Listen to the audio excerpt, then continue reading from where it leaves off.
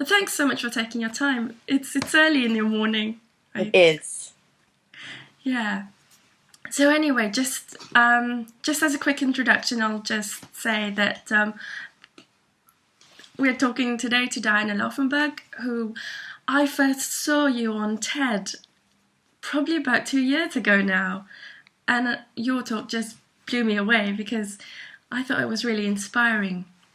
But in the meantime, you've gone on and done some really exciting things, including taking a whole year out from teaching and traveling around the country. So I thought, if it's okay with you, could you perhaps catch us up to speed with what you've been doing and all the exciting projects you're working on? Sure. So I taught for 15 years in 4 different U.S. states: Wisconsin, Kansas, Arizona, and Pennsylvania. And then at the end of the 2012 school year, I decided to do some other types of work outside the classroom and basically have been doing work. I don't know, I think I was in something like 14 U.S. states and 3 countries last year doing work. Wow. And then, but the big projects that I've been doing, so that was small work, like a day here, a couple days there. Yeah. But the big work I've been working on is to start new schools in the Yeah. model of the school I was working at in Pennsylvania. So we just opened a high school in September in Wow. Philadelphia. So a second version of the Science Leadership Academy. Yeah. And then we are in the works of trying to start a middle school at the Right. beginning of 2014. And then I also have been assisting a K through 8 school that's in what Philadelphia calls turnaround status. So it's in kind of ultra reform mode. It's a school that's really struggled to perform over the last few years, and they've been putting in some reforms to try to change that, and I've been helping with that. Right. Very exciting. Mm-hmm. I was curious because in your talk you talked about how you started with a bit of the inquiry-based and project-based learning, Mm-hmm. but going back, presumably you taught the traditional way as well, or you started out teaching traditionally. And how did you make that move? Well, I actually really didn't Oh, start out right. I mean, I would say more traditional than I became at the end, but Yeah. I never quite did the thing the way that everybody else did it. My very first teaching job was during my student teaching. They Yeah. didn't. I had a very unique experience where I didn't have a cooperating teacher in the room with me. I just had they called it a teaching internship, and so I Yeah. was able to teach on my own for a half of a day. Right. And I taught opposite a gentleman who was the assistant principal half the day. So I taught the other half of his course load, and he and I taught the same material, but in Yeah. very, very different ways. And he would just look at me sometimes and be like, I see how we get to the same place, but you are going about it in a completely different way. And so I kind of never did it the traditional way that other people did. I mean, I started out my teaching, and I was, using textbooks and as a resource and that kind of thing, Yeah. but never in the same way. It was never, and then we read chapter 1, followed by chapter 2, and then we do the questions. I mean, it never really was that in my classroom. So, Wow. but then I completely went all to the other side of things Yeah. when I moved to the Science Leadership Academy, where we had access to all, one-to-one all the time. And then it just completely went Yeah. all the way over to inquiry-driven, project-based, one-to-one, because it had the tool. Yeah. Um, so I wouldn't say that I was ever doing things Traditionally. traditionally. Fantastic. But lots of teachers are, and how have you any thoughts on how they make that jump, if you like, from traditional Well, teaching and yeah, it's a bit of a dance, and so you have to kind of figure out. I was lucky to always work for people that were fine with that. They just, I mean, I've worked in a non-tested area largely, and so you get a certain amount of autonomy. I joke that in the middle school, as long as the kids weren't running around going crazy, everybody's like, I don't care what you do with them, just keep them in your room. Make sure nobody gets hurt, and we'll all be fine. But so I've always been kind of lucky to have principals that were pretty okay with doing some unconventional things. Yeah. And then at times I wouldn't even say necessarily supportive, but not resistant. Yeah. They let you get Sometimes on. really supported, but sometimes just kind of tolerant of it. And then also, being in a non-tested area, I don't see the kind of heat that comes from math and English. But most of the time, you have to have a sense of a couple of things. One, that covering more material more quickly and more in a less engaging fashion does not yield more learning. Right. Just doesn't. Yeah. And that if you are thoughtful and can produce research and show solid kind of backing behind your ideas, you can move in that direction. You just have to do it a little bit differently. Right. And in some cases, move to the places where it's going to allow you to do that. Where I left out in Arizona, the time that I left, the building was shifting away from having that kind of autonomy to do the things like I was doing. Yeah. And I said, that's not really something I want to be a part of anymore, and made the shift to go out to Philadelphia. So, I mean, it's a number of different things, but part of it is just realizing that it's not good what we're doing. More drill and kill, more low-level thinking. Everybody knows it's not enough, but everybody feels like they need to follow rules or follow, and really, it's not the case. And frankly, some districts are doing some wholly uninspired things like scripted curriculums and day to day you have to be on lockstep with everybody else.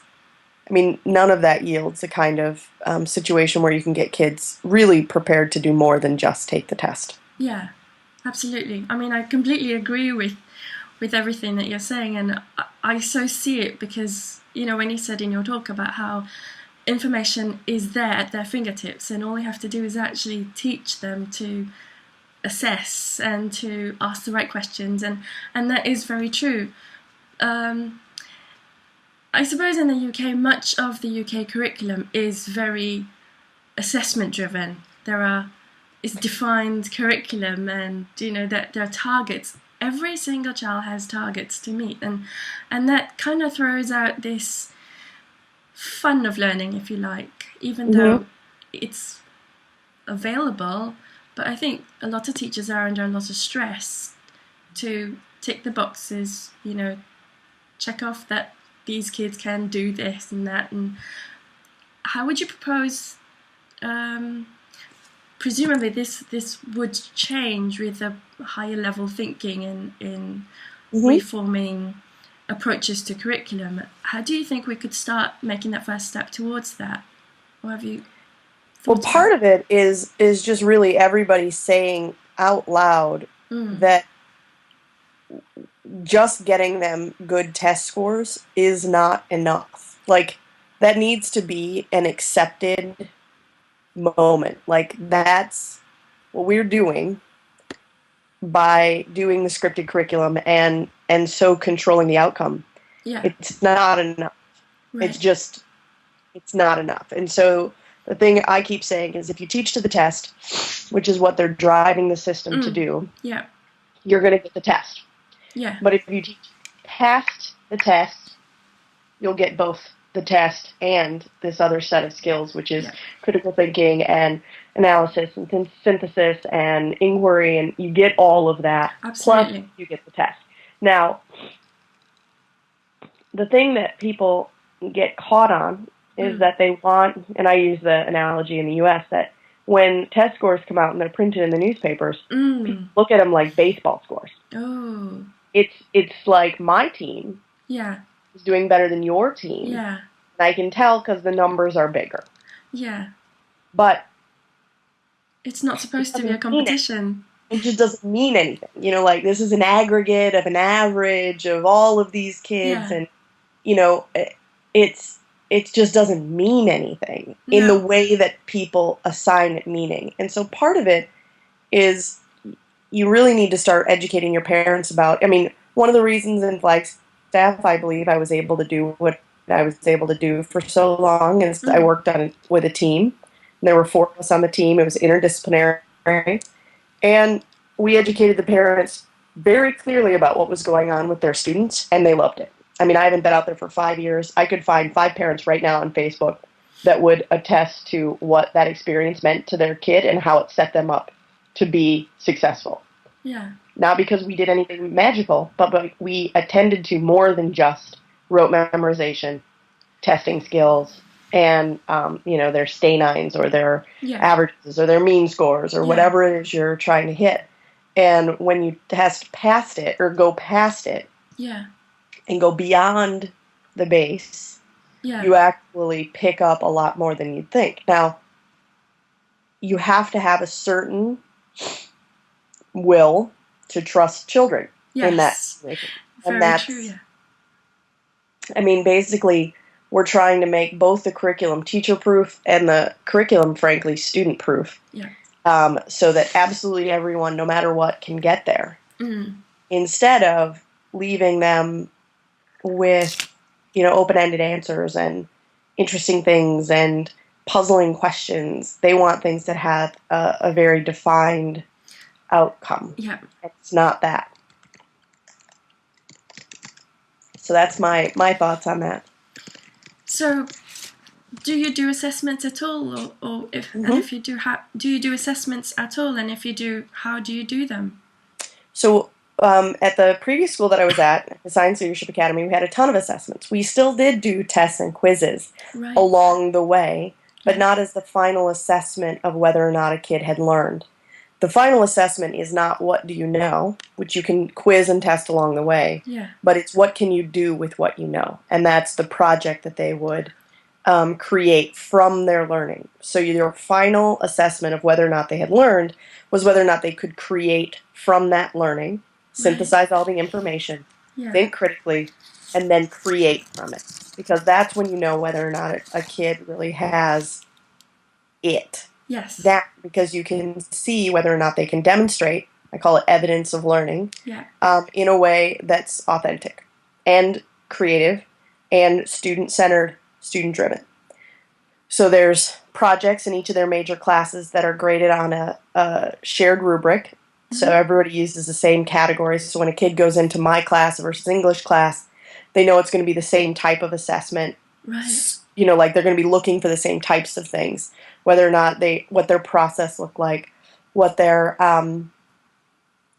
the application of knowledge looked like, how they showed off the knowledge that they did have, whether or not it was presented well, and whether or not it was designed well. And those were the 5 categories that they were assessed on with every project. So a piece of every project was whether or not they could also present it and design it, which are huge skills going out into the world. That is something that people are forgetting about in the education space.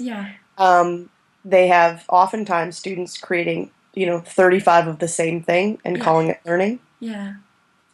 And it just, again, it misses the capacity for what is possible. We've taken something and then boiled it back down to the least common denominator so everybody can get it, rather than saying, I don't know, how do you think this information should be presented? What do you think is the most effective way to tell this story? What are the resources that you believe should be pulled in here? Rather than, here's exactly what you need to do, and if you replicate this in this way, you'll get an A. And one of those tasks yields an independent, self-reflecting, thoughtful being, and the other one gets a kid who knows how to do what they're told. So So that's one layer of the assessment. And then we also do standards-based grading, where we let kids know how they're doing toward meeting certain standards. Now, they're not, like a list of 40 standards. Yeah. It's like 5 that we Yeah. had in the social studies area. And twice a year they'd get feedback on those. And then they also received narrative report cards twice a year from us, which are 2 to 3 paragraphs narrating how a student is doing. And then that information is communicated between their advisor and the parents and the student, and have meetings twice a year to discuss their progress. So our assessments are there and quite prolific, actually, but do not yield test scores and the standards. So it's just a very different way of looking at, and frankly, a much more authentic way to the way they're going to be doing work, which is, to meet with the people that are in their support network, to talk about their progress, to assess how they're doing, to take a look at how they're doing toward meeting different standard goals that they have within their job, and then also what are they producing, and then how is it measuring up. This isn't hard. Really, it's not that tricky, but it does not yield the type of baseball scores that people often like to see, because oftentimes it seems too difficult to look at learning that way. People sometimes say, well, if you don't give them tests, how do you know what they know?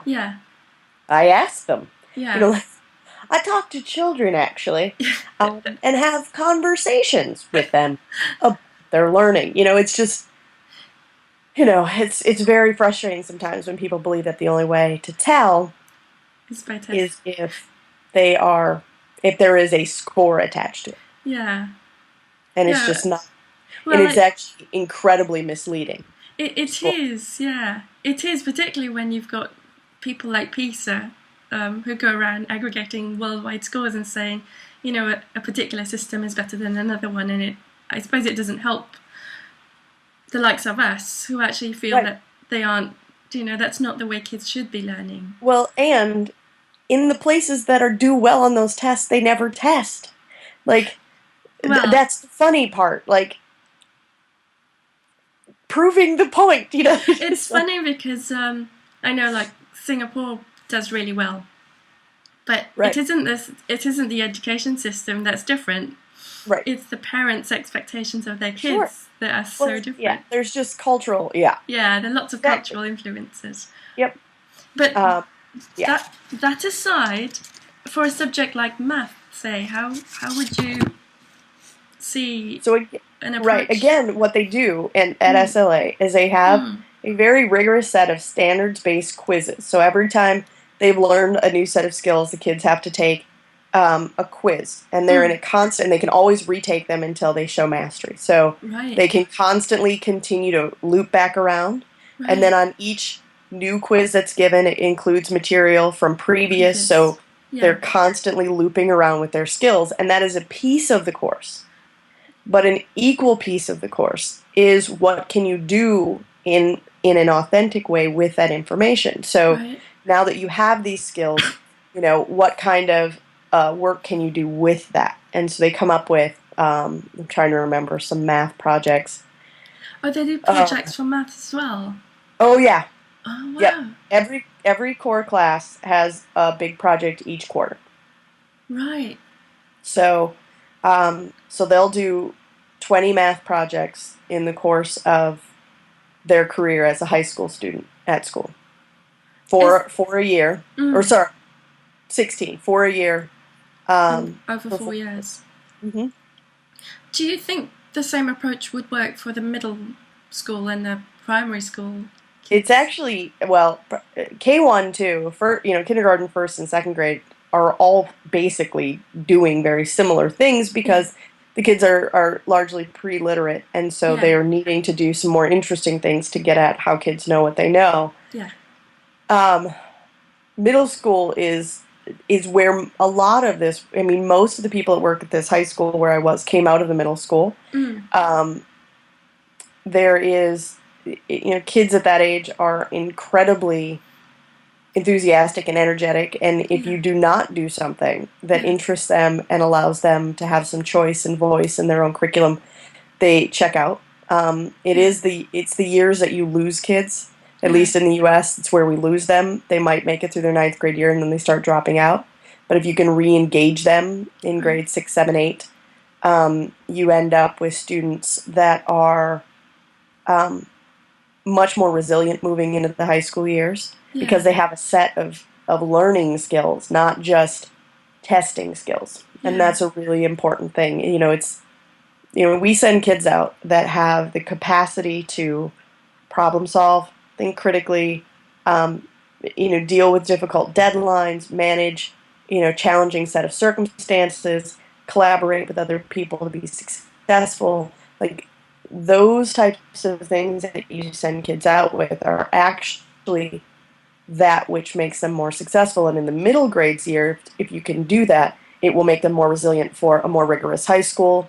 And then if you can, keep that going in the high school, it then makes them, just totally ready to shred college. I mean, our students show up there and they're like, no problem. Like, I got this. Yeah. So that's, so I often joke that if we could get a full system K-12 that ran like this, Yeah.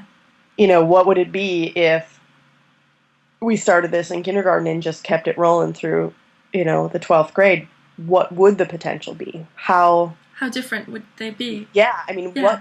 because we kind of joke that between ninth and 12th grade, we see these massive shifts and changes in the kids' ability to speak well, and not like speak properly, but really explain their own learning, Yeah. deeply understand their own process, um, present information in a way that others can understand it, work well with other people. I mean, what do you get if not just 4 years of this, but if you did a full, K-12 experience like Yeah. that? What would that look like, and what would those kids be capable of? So you said you've been working with some of the district Hmm. people, and how have they taken on board what you've been telling them? So there's two very different projects. One of which we have full autonomy to kind of do whatever we want to and replicate exactly what we were doing, only better because we've learned so many things into the Yeah. second school. Yes. And then I've been working with a more traditional K-8 school that's had, massive trouble. Mm-hmm. Um, it's just struggled in about every way with behavior, discipline, attendance, test scores, learning in general. I mean, forget the test scores, just straight up learning in the classroom has been Yeah. challenged. Yeah. And so they got put into what the district calls Promise Academy status, Yep. which allows you to restructure your entire system. And teachers had to reapply for their jobs, and then they were able to hire other teachers to take open positions to try to kind of reinvigorate the teaching force. Yeah. And then the part that I'm working on is they sectioned off 6th, 7th, and 8th grade really into its own middle grades academy within the building, Right. and are trying to create kind of a middle grades culture. And we were able to do some really, interesting things with their schedule to get them very small classes. We instituted, common prep hours so that they would have some time to meet together as a team. Yeah.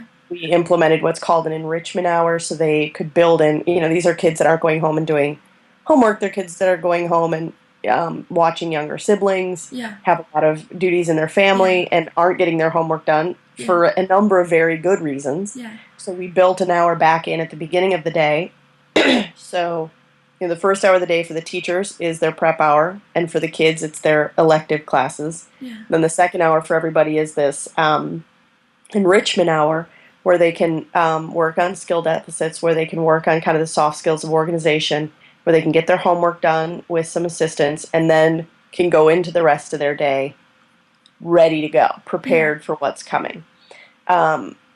So things like that have, structurally, they've given us a lot of autonomy to do. Yeah. We're working on, middle grades methods that are more engaging for kids, and kind of what are the tools of the trade that yield, a more thoughtful, and I don't mean kind, I mean like full of thought kind of kids, that are interested in learning, yeah, learning and ideas and kind of what that is. So that's going to be a year-long process. But at the beginning, start of it, we're about a month into school. Yeah. There's, just a lot of it with structural changes and setting up the systems so that people were prepared for the job to do the job. Yeah. What from the kid's side needed to happen, and then what from the teacher side needed to happen. And then how does the administration support that throughout the year? And so we're kind of getting that rolling. And I'll do most of that digitally over the course of the year. We're going to set up like a series of courses with the middle grades to talk about how things are going in their class, what they're seeing, and set them up in a reflective process of learning as well. Right. And the district is fine with all of that because they're really at the fringes of the thing. SLA, the school I was at, is successful. So one more of those means more successful stuff. Yeah. And they're fine with letting us do that. That's And then on good. the other end, nothing has worked in this school for a very long time. Yeah. And so again, they're very tolerant of differences there because something needs to give, and they're willing to give some latitude to see it happen. Yeah. The problems occur in the middle, Yeah. where they're doing just slightly better than the bottom, but not as good as the top. Top. Yeah. That is where the stranglehold on creativity really is Yeah. finding itself in the district. So, but we're hoping that if we push from the fringes, Yeah. that there can be some that starts to trickle in if they see that it does work, with the kids that are Yeah. struggling the most, and the systems are, and it does work with the kids who aren't struggling. Yeah. Why wouldn't it work for everybody else in Yeah. between? Absolutely. So we're trying, but it's it's an uphill battle for sure on that front. Right. You mentioned changing class sizes. How important is that in your experience? Well, the Promise Academy is they get a weird designation inside the district, and nobody else gets this, but they got a lot of teachers assigned to them. So we were able to, in that situation, get like their English and math classes between 12 and 18. Wow. Yeah. And that's unheard of in Right. all of Philadelphia. Like, nobody else has class Yeah. size. I mean, nobody else has it. Everybody else has class sizes of 30 and up, including SLA. Yeah. And they assigned the people, so we said, all right, what's the most effective use of this? Yeah. And, most of the research says that if you can get class sizes under 15, Yeah. then it's an effective way to do it. They also want to do a series of really serious interventions with a lot of the middle grade students that have serious deficits in both reading and math. And not to the level of we just need them to get better test scores. They're missing basic skills of reading and math that are going to haunt them prolifically throughout their life if we don't get a handle on it. And so we figured that by lessening the number of students for each teacher to have contacts with, the science and social studies teachers have about 105 students, and each of the math and English teachers have about 52 total. So their total number of students was less so that they can focus more intensely on those students to try to do targeted interventions with them to get past some of the hurdles that they've had for learning reading and math along the way. But it's not, and what'll be interesting is you can show change with that, but the minute that they start doing better, they'll probably pull back the extra teachers. Right. And stop funding the extra teachers. So for now we have it, and we're going to make full use of it to the best of our ability, and then when it goes away, we'll have to figure something else out. So, in your approach to teaching, then technology obviously plays a very big role.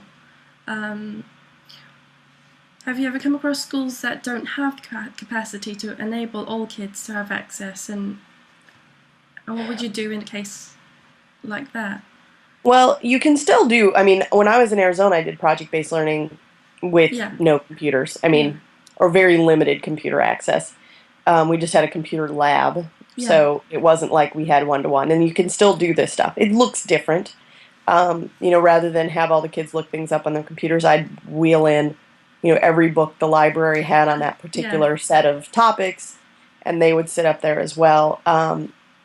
So there's other ways to accomplish it, but the biggest thing to consider is how you're spending the money you do have. Yeah. Frankly, too much money is spent on textbooks. A lot less needs to be spent on textbooks.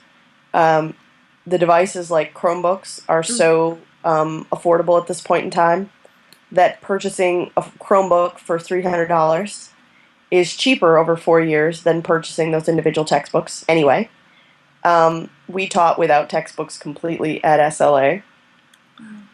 It can be done. Yeah, I mean, your absolutely. curriculum is not the textbook. Yeah. There is, you know, eons of information out there to be had for free.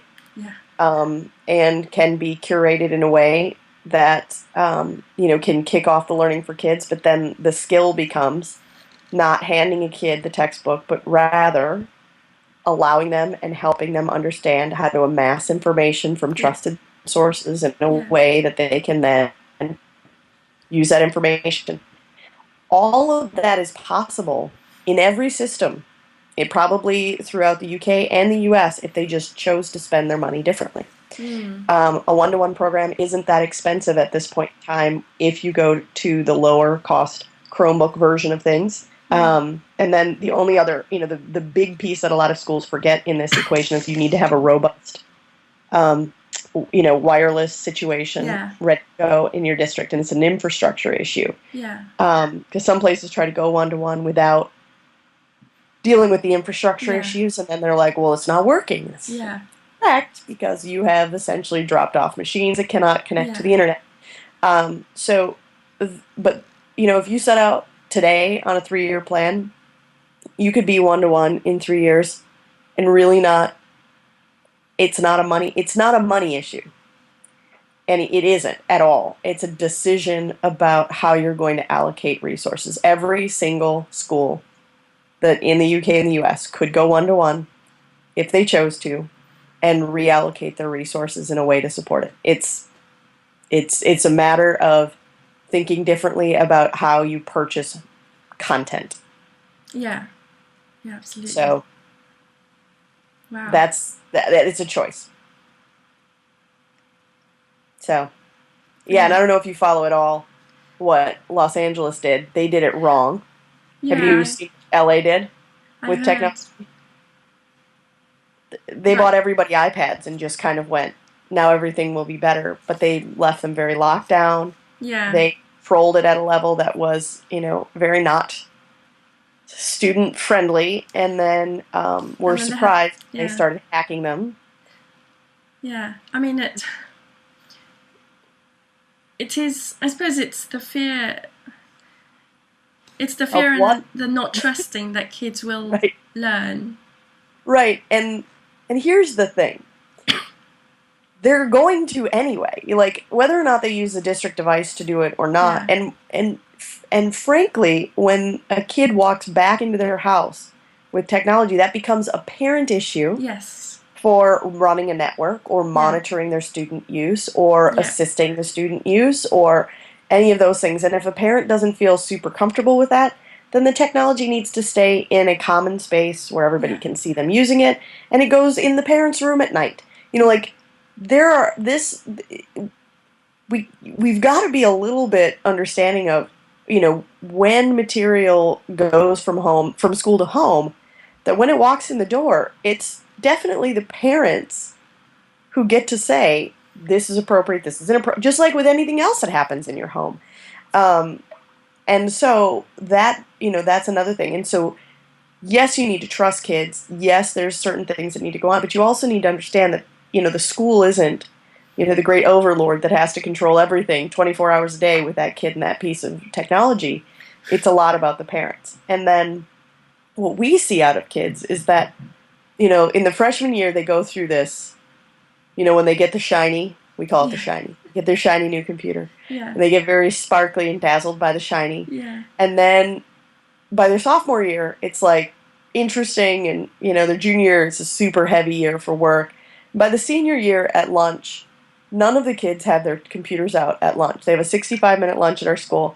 They're playing cards, putting together puzzles, hanging out with their friends. Like, they return to like a normal thing. And so when they're headed off to college, they've already gone through the arc of Yeah. I am going to figure out what this technology thing is. They get to Yeah. college and they look at the other kids and they're like, seriously? This is really, Been there, done aren't that. you for this? So they kind of go and they do it in a supportive setting with parents, with teachers, Yeah. rather than trying to figure it out when they're at college where they're also making horrible decisions in about 17 other ways Yeah. because they're on their own for their first time. And so Yeah. we really feel like bringing the computers in as a tool for learning in the ninth grade, working through an arc of it all, Yeah. that there's a value add there that you cannot get in any other way that we see because of what it enables, which Yeah. is student driven inquiry. It allows kids to create in a way that we can't do the same in another way. Inquiry works best when they have access to the world's ideas and then you let them kind of sort it out. Yeah. It's very difficult to do that in another way. You can pull it off, but it isn't as easy and it isn't as smooth. And frankly, there's no reason not to, unless your main concern of school is control. And if that is what you think your system is about completely, it's about control, then there's other things going on. But ours is about inquiry and creation and student empowerment. We get them until they're 18, and then they've got about 60 years to run with that. We're not setting them up to have a successful 60 years if all they leave with is information and test taking skills. Yeah. Yeah. It's very true. Well, I think I've run through my list of questions. Excellent. Is there anything else you'd like to add? No, nothing that I can think of. Other than, teaching is, in my mind, teaching is the great puzzle. Like, it's a constant challenge. Yeah. It's fascinating to try to figure out what helps one kid learn something one day and another kid another way, and really trying to craft just enough of the learning to get them to the place where they're curious, but not so much that they feel like they're absent from the process. Like that is the balancing act. Yeah. You're creating learning opportunities for kids is how little can I provide them that will start the momentum of learning, but not so much that they feel like it's all been done for them and therefore they're no longer part of the process. And that's what really kind of drives this whole train of thinking about how we create learning opportunities for kids. Right. Because I've kind of come towards the ideas that teaching with technology these days isn't really about teaching. It's more about facilitating learning. It's facilitating the kids and building up exactly like you've described, the skills in how they need to be able to evaluate information, to select and search and do all the things that people do with technology these days. Yep, agreed. Yeah, absolutely. Well, thank you very much for your time. It's brilliant, and I'm sure there'll be lots of input into this because it's such a different approach. Yep, my pleasure, and always just trying to move the needle a little bit towards things that are a little bit more authentic and less numbers driven. So yeah, I think that's a big ask for a lot of people, and it is necessary. I often use the analogy that it's like exercise. People expect if somebody, the difference, like when people do test scores, they want to see a score and they want to see growth. They want to see it right away. It's like going to the gym for a week and expecting a 6-pack abs. Like, it ain't happening that fast with learning, and it ain't happening that fast with exercise. And it also is the same thing as if you haven't been learning in a more authentic way. It's very similar to getting off the couch when you haven't been exercising. That first month or two feels horrible. Like it's just wrong that you're moving that way, and it feels the same way with learning, because some people try to move down this path and then they're like, no, it doesn't work. I tried it for a week and it doesn't work. And it's a lot like exercise. The rewards don't come quickly, but it's more about a lifelong commitment to a way of being. And then when you're first starting out, it feels bad. And it's messy, and you're sure that something is wrong. But if you push through that and commit to it, that you're on a different path. And that's the best analogy I know. It's easier to sit on the couch.